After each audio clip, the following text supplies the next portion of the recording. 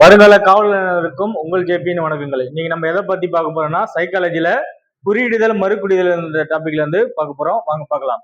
ஒரு சங்கேத மொழியில் நீர் உணவு எனவும், உணவு மரம் எனவும், மரம் வானம் எனவும், வானம் சுவர் எனவும் கொண்டால் பழம் எதிலிருந்து வருகிறது அப்படின்னு கொஸ்டின் கேட்கிறாங்க.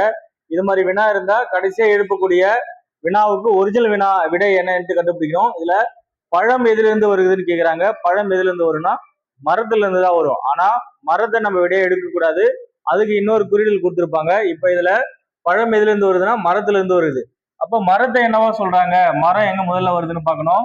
இதுல வருது மரம் வானம் எனவும் இருக்கு. அப்ப மரத்தை வந்து என்னன்னு சொல்றாங்க, வானம் சொல்றாங்க. அப்ப அது மாதிரி இதுல வானம் விடையா எங்க இருக்குன்னு பார்க்கணும். வானம் ஆப்ஷன் பில இருக்கு, அதுதான் விடையா இருக்கும். உங்களுக்கான ஒரு வினாவை கொடுத்துருக்கோம், அதுக்கான விடையை கண்டுபிடிச்சு கமெண்ட் பண்ணுங்க. நன்றி.